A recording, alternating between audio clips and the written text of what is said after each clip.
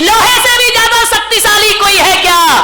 भगवान महावीर ने कहा हां, लोहे से भी ज्यादा शक्तिशाली अग्नि हुआ करती है, जो लोहे को पिघला करके रख दिया करती है। तो भगवान जरा इतना और बता दो कि अग्नि से ज्यादा शक्तिशाली इस धरती पर कोई है?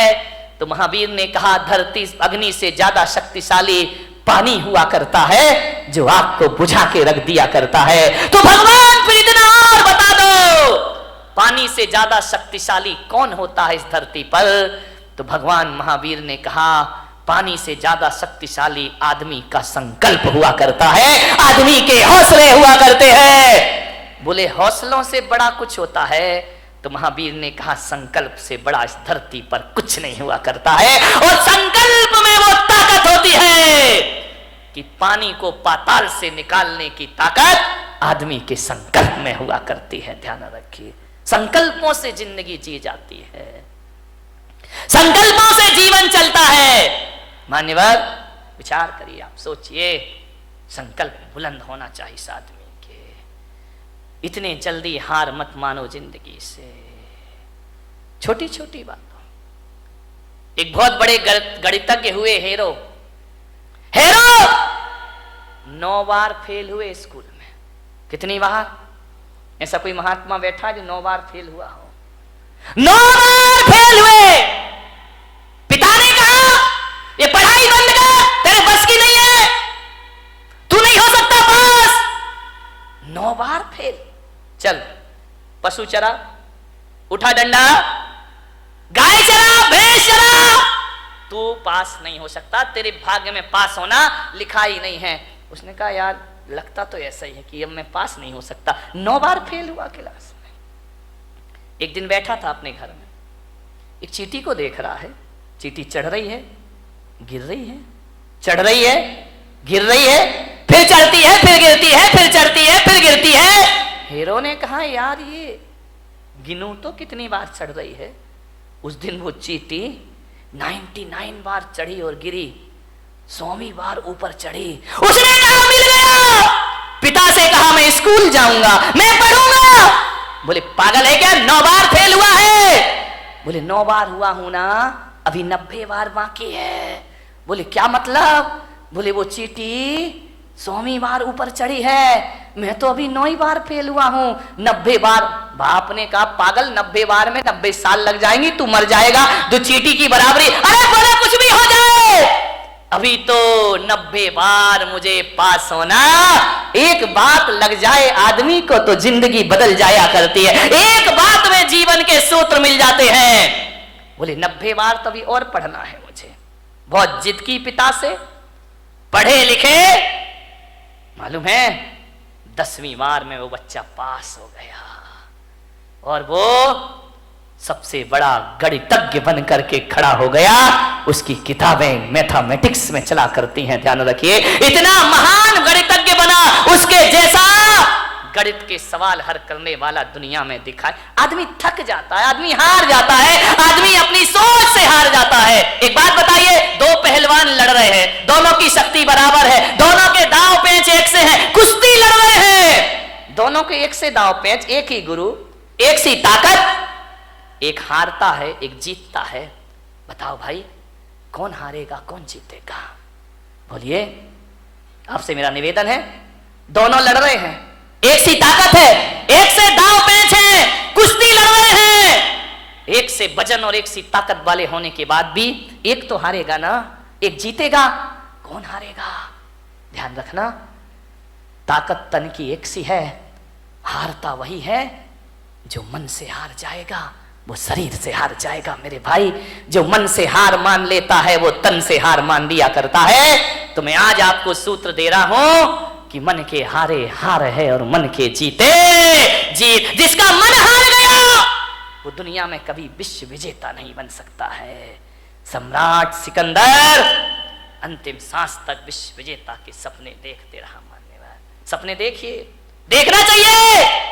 बिना सपनों की जिंदगी कभी आगे नहीं बढ़ा करती है। हौसलों के साथ जिंदगी को जियो मेरे भाई। विपत्तियां आएंगी जीवन में, विपत्तियां जो होती हैं,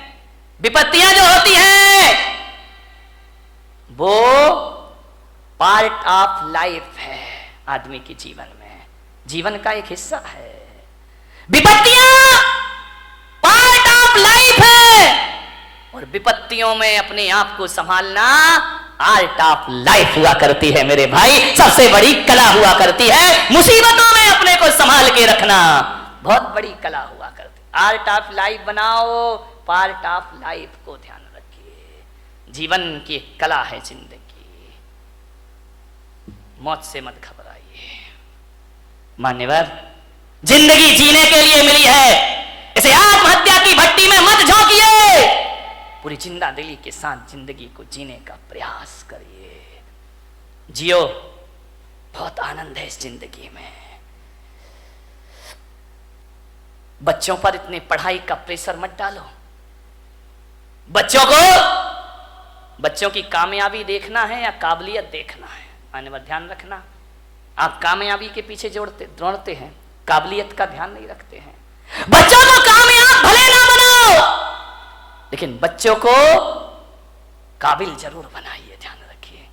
कोई जरूरी नहीं है, इतना प्रेशर मत डालो कि तुम्हारे बच्चे आत्महत्या करने को तैयार हो जाएं।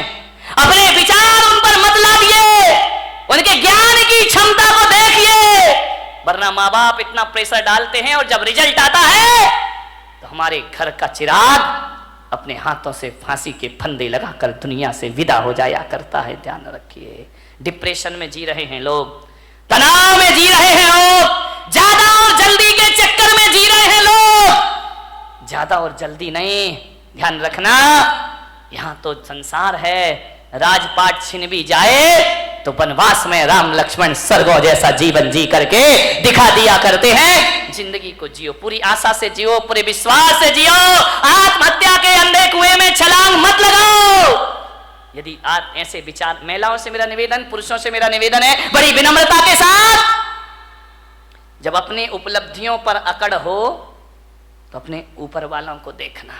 इस दुनिया में हमारे भी बाप बैठे हुए हैं, ध्यान रखना। हमने क्या कमाया है? टाटा बिरला वालों को देखना, उनके आगे अपनी कोई औकात भी नहीं है, उनके चौकीदार की हैसियत नहीं है अपनी। रिलायंस बंधु इतना कमाया है उनने। जब अकड़ पैदा हो तो ऊंचे वालों को देखना, और जब निराशा पैदा हो तो अपने से नीचे वाले को देखना। जिंदगी तुम्हारी आनंद में परिवर्तित हो जाएगी। मेरे पास इतना है, ईश्वर ने इतना दिया है। ऐसे भी लोग हैं जिनके पास 4 छत, 4 दीवार और 1 छत भी मौजूद नहीं है। ध्यान रखिए, मान्यवर, सोचना है। भौतिक असफलताएं और भौतिक सफलताएं, जब भौतिक सफलताएं आदमी को जीवन दे नहीं सकती हैं तो भौतिक असफलताओं को जीवन लेने का कोई अधिकार भी नहीं हुआ करता है। मान्यवर, जीवन को जियो, पूरी जिंदा दिली के साथ जियो, हर हाल में जियो। जैसा भी जीवन आए, ध्यान रखना। माता पिता डांट दे, बच्चों को गुस्सा कर दे, तो ये मत सोचना कि मेरे बाप ने मुझे डांट दिया, मेरी माँ ने मुझे डांट दिया। बच्चों से मेरा निवेदन है, सासू डांट दे तो बहू आवेश में ना आ जाए। वो इतना सा सोच ले, एक विचार बना ले कि यार माँ बाप नहीं डांटेंगे तो हमें कौन डांटेगा। ये डांटने का हक तो हमने दुनिया में माँ बाप को दे रखा है। अरे बड़े बुजुर्ग नहीं डांटेंगे तो हमें कौन डांटेगा। इतना सोच लो, बड़ी तसल्ली मिलेगी। हमारे ऊपर अनुशासन कौन रखेगा फिर? वो नहीं डांटेंगे तो कौन डांटेगा।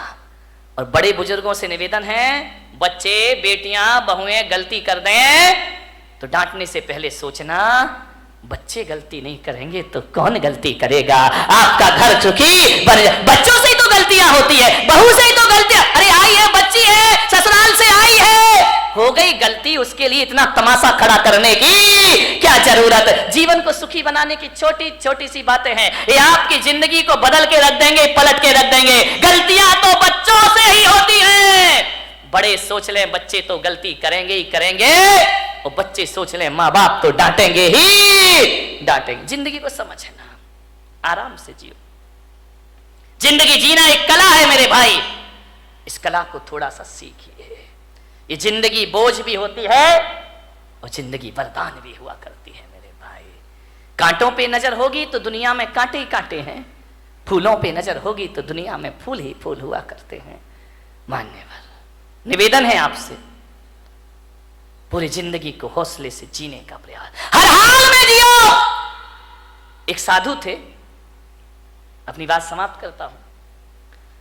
कुटिया में बैठे हुए थे और अचानक कोई एक गाय लेकर आया कि संत जी गौदान देता हूं, आज से ये गाय आपके आश्रम में रहेगी। संत ने कहा मजा आ गया, ये गाय मेरे आश्रम में रहेगी। बोले चेले चपाटी थे, बड़े खुश हुए, गाय आ गई, गाय आ गई, कल से दूध पिएंगे, दही बनेगा, छाछ मिलेगा, मावा मिलेगा। बहुत खुश हुए। संत ने गाय की बड़ी सेवा की, बड़े अच्छे से रखा, घास खिलाई, पानी पिलाया, बड़ी मस्ती संत की। 3 दिन बाद पता चला कोई गाय उठा के ले गया। संत ने कहा मजा आ गया। अरे चेलों ने कहा बाबा जी पागल हो गए क्या, गाय आई थी तब तो मजा आया था, ये चली गई तो अब काय का। अरे बोले बड़ा मजा आ गया, बड़ी जिंदगी आनंद में हो गई। अरे बोले संत जी पागल, दिमाग खराब तो। अरे बेटा नाचो, गाय गई, गाय गई। अरे बोले अब दूध कहां मिलेगा, मावा कहां मिलेगा, छाछ कहां मिलेगा। संत ने कहा एक तरफ गया वो दूध और मावा, अरे गाय गई तो गोबर उठाने की झंझट भी हमारे पास से चली गई। अब कहां की घास, मस्त रहो, भगवान का भजन करो। ध्यान रखिए, ऐसी जिंदगी जियो, राजी हैं हम उसी में जिसमें तेरी रजा है। यहाँ यूं भी वाह वाह है, यहाँ त्यों भी वाह वाह, हर समय वाह वाह है। ध्यान रखिए, मिल जाए तो कोई बात नहीं है, चला गया तो आनंद में जियो ना। लेकिन तुम्हारी जिंदगी निराशाओं में जाती है। एक गुलाब का पौधा ये सोचता है कि मैं नारियल के पेड़ की तरह बड़ा हो जाऊंगा। अब बाजू में लगा है, अब वो सोचे मुझे नारियल का पेड़ बना दे, नारियल का पेड़। अब गुलाब का पौधा कैसे पेड़ बन जाएगा। पेड़ इसलिए दुखी है कि वो सोचता है यार गुलाब जैसे फूल मुझ में आ जाए, गुलाब जैसे फूल, जिंदगी दुखी हो जाएगी। एक जगह मैंने देखा, अरे गुलाब का पेड़ अपनी पौधा अपनी मस्ती में झूम रहा है, नारियल का पेड़ अपनी मस्ती में झूम रहा है। मैंने एक साधु से पूछा बताओ ये अपनी मस्ती में क्यों है, ये इतने आनंदित क्यों है। बोले इसलिए आनंदित है कि नारियल का पेड़ कभी नहीं सोचता कि मुझ में फूल लग जाए, और गुलाब कभी नहीं सोचता कि मैं इतना ऊंचा हो जाऊं। इसकी अपनी मस्ती होती है और उसकी अपनी मस्ती में रहो। अरे मेरे भाई, पूनम की रात का जो सौंदर्य है ना, कभी कभी अमावस भी बड़ी सुंदर लगा करती है मेरे भाई। यदि अमावस की रात ना होगी तो पूनम का सौंदर्य कौन जान पाएगा। यदि जीवन में दुख नहीं होंगे तो सुख का स्वाद। एक बात बताओ, यदि इस जिंदगी में सुखी सुख होता, दुख नहीं होता, तो क्या करते आप बताइए। सबको सुख, सब सुखी सुख। अब कोई बोले ये छोटी उंगली, ये बड़ी उंगली, ये बीच की, अरे भाई क्या दिक्कत है। अब ये एक बात बताइए, यदि 5 उंगली भगवान एक सी बना देता तो क्या करते आप। कल्पना करो, कभी सोचते हो ये 5 उंगली एक सी हो जाती तो ना लिखने का आनंद ले पाते, ना खाने का आनंद ले पाते, सामान उठाते नहीं बनता। ध्यान रखना, हर उंगली का अपना अपना महत्व हुआ करता है। अंगूठा है और अनामिका है, तभी आप इससे कुछ लिख सकते हैं। ध्यान रखिए, ये बीच की उंगली है, ये ध्यान रखना, ये बीच की उंगली सबसे बड़ी हुआ करती है। ये उंगलियां भी इसके जैसी बड़ी होने का ख्वाब देख ले तो ये दुखी हो जाएंगे। ये अनामिका है, ये नहीं होगी तो सिंदूर कहां से लगाओगे और तिलक कहां से लगाओगे। बिचा एक बार इन उंगलियों में झगड़ा हो गया। अंगूठा बोला मैं सबसे बड़ा। बोले क्यों।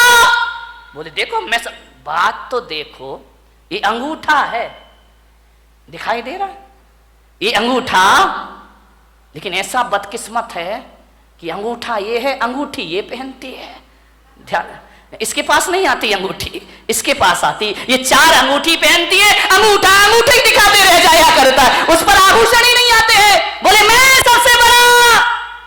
बोले क्यों। बोले मैं मोटा हूं, मेरे बिना 4 उंगलियों तुम लोग कुछ नहीं कर सकती हो, तुम्हारा कोई अस्तित्व नहीं है। तर्जनी ने कहा इसका मतलब मैं नहीं होंगी तो तुम दिखाओगे किसे। ये तो दूसरों पे उठती उंगली, अपने पे तो उठती नहीं है। बोले दूसरों पे उंगलियां उठाने की जरूरत पड़ेगी, मैं तैयार खड़ी हूं। बड़ी ने कहा मैं सबसे बड़ी हूं। अनामिका ने कहा चल काय की सबसे बड़ी है, मैं नहीं होंगी तो तेरा कोई अस्तित्व नहीं बचे। छोटी वाली चुपचाप खड़ी थी। बोली बहन तू भी कुछ बोल ले। बोले मैं काय को बोलूं, मैं तो सबसे बड़ी हूं। अरे बोली छुटकी ज्यादा बोल रही है, इतनी सी तो है। वो कह रही सबसे बड़ी हूं। बोले तू क्या करती है? अंगूठा ने कहा मैं साइन करता हूं, अंगूठा लगाता हूं। तू क्या साइन करेगा?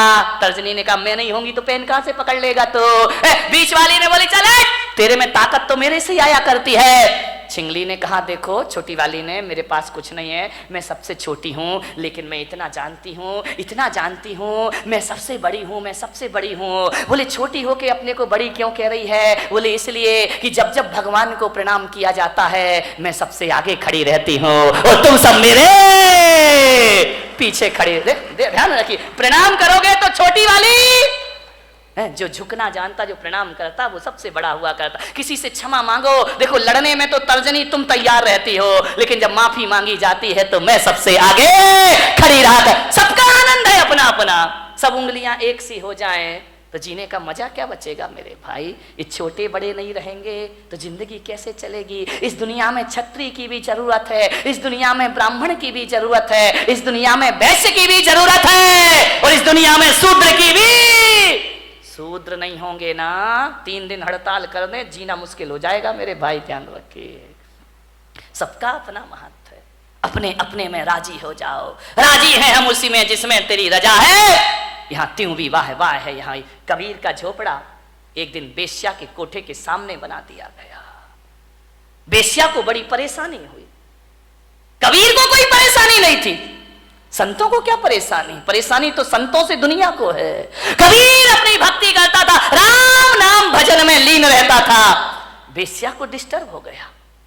रोज बेश्या के कोठे में ढोलक बजती, तबले पर थाप पड़ती, घुंघरुओं की आवाज आती, और जब घुंघरुओं की आवाज और ढोलक की थाप पड़ती, कबीर उस संगीत में अपने राम का भजन किया करता, भगवान का स्मरण। बड़ा आनंद है मुझे इस जीवन में। लेकिन जैसे ही कबीर भजन गाता तो ये दीवाने मतवाले लोग वेश्या के कोठे में जाते और कबीर का भजन सुनते, कबीर के पास जाकर बैठ जाते। अरे वेश्या ने कहा ये कबीर तो मेरा धंधा चौपट कर देगा। जे लोग आते हैं वासना के लिए, ये साधना में लगा देता है। बोले ये तो मेरी दुकानदारी पूरी बंद कर देगा। वेश्या ने कहा इसका झोपड़ा हटाओ यहाँ से, अपना धंधा बंद हो जाएगा। लोग कबीर के पास जाते हैं, शरीर को नश्वर समझने लगते हैं, भोगों को नश्वर समझने लगते हैं। और ये आदमी भोगों को नश्वर समझेगा तो मेरा तो खाना खराब हो जाएगा। वेश्या ने अपने यारों से कहा कि जा आज रात को कबीर का झोपड़े में आग लगा दो, जला दो रात को। रात हुई, वेश्या के यार गए, कबीर के झोपड़े में आग लगा दी। घास फूस का झोपड़ा धू धू करके जलने लगा। कबीर ने देखा वाह, अभी तो ये झोपड़ा तू कितना चाहता है मेरा राम, मुझे कितना प्यार करता है, क्योंकि जब ये झोपड़ा था ना तब तुझे दिक्कत होती थी मुझे देखने में। अब झोपड़ा हटा दिया, आओ अपन सामने से दीदार करेंगे। बीच की दीवार खत्म हो गई, मजा आ गया, हरि भजन करने लगा, जल गया झोपड़ा। बोले लोग हवन यज्ञ करते हैं तो आहुतियां डालते हैं, वारे मेरे राम जी तुमने तो मेरा झोपड़ा ही आहुति में डाल दिया, मजा आ गया। अब खुल के आकाश को देखेंगे, चांद सितारों का सौंदर्य देखेंगे। बहुत खुश हुआ कबीर। बात बदल गई। किस्मत को बदलने में ध्यान रखना, 100 साल में किस्मत जरूर बदलती है, ध्यान रखना। ऐसा कोई नहीं जिसकी किस्मत ना बदलती हो, जरूर बदलेगी किस्मत। आज है कल नहीं रहेगा, आज कुछ नहीं है कल सब कुछ होगा, ध्यान रखिए। हवा का एक झोंका आया और कबीर के झोपड़े की आग वेश्या के कोठे तक पहुंच गई। और उस आग में पर्दे जलाना शुरू कर दिए, पर्दे जल रहे हैं, साजबाज जलने लगे, ढोलक फट गई, हारमोनियम जल गया। वेश्या उठी, ये क्या हो गया?